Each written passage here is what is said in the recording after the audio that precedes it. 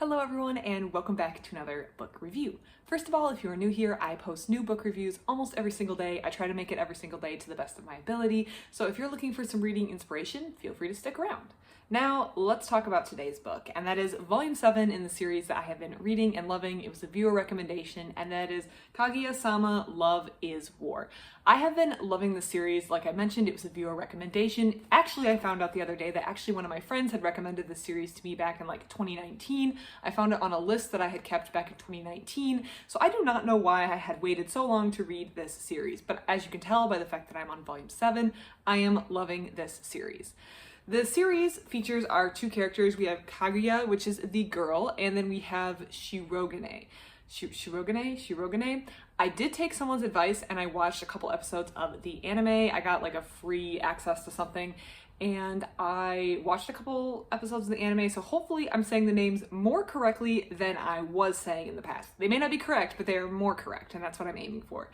So Shirogane and Shinomiya Kaguya, the girl, are trying to get each other to confess their love to one another. And it's kind of this battle of the minds between the top two students in this very prestigious school, or at least the top two perceived students in this school. Now, in the past couple volumes, the two individuals who have been trying to get the other person to confess have been student council president and student council vice president. Shirogane is the president, Kaguya is the vice president. However, in volume 7, they are no longer president and vice president because student council has disbanded, and we are now in a lull between student councils, and they are going to have to re-elect a new student council. Now, Shirogane has put himself forward as another candidate for student council. He wants to be president again, but he does have some competition, namely in the form of Miko Ino, who is also a member of the disciplinary committee and wants to, take her reforms to the next level and become student council president.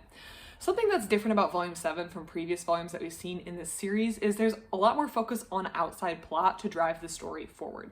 So up to this point, the focus has really been on character interactions, slice of life. It's been about the student council interacting with each other, which I really enjoy. I think it's really good. I really liked it, had no problem with it. However, Volume 7, I think it just takes a different turn, and now we have an outside plot that's driving the story. I do think we're going to switch back to more of the character interactions, but having an outside plot drive Volume 7 isn't necessarily a bad thing, and I think it's really enjoyable. I also think the author is going to keep Miko Ino, the challenger, in for the long run, so I think it's a good way to introduce a character to the series. Of course, Volume 7 still has plenty of funny moments. It's a funny volume, it's a funny series. And two of my favorite moments are the scene where they have to draw each other. There was this whole drama in a previous volume where they were trying to figure out which elective the other one was going to take so they could wind up together. They both wind up in this art elective together, and they're having to sketch the other person. And as a result of their sketching, they are trying to draw the other person but not let their feelings show in the drawings of the other person, if that makes sense.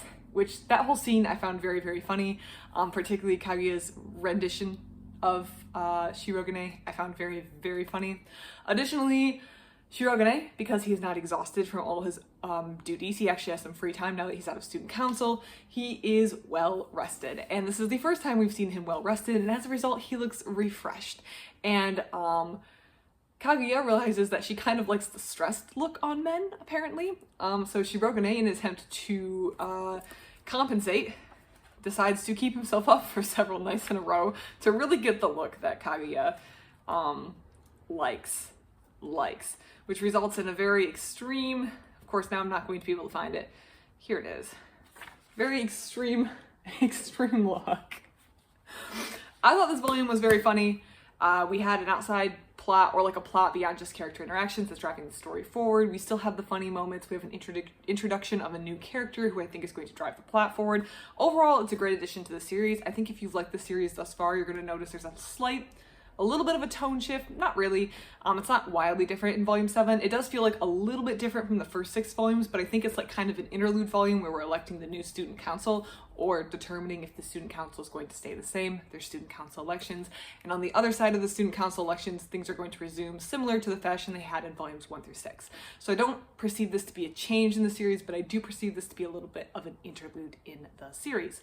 Overall, funny, I liked it. I'm going to keep reading the series. This is a great recommendation. If you haven't read this series, if you were living under a rock like I was, I will highly recommend this series.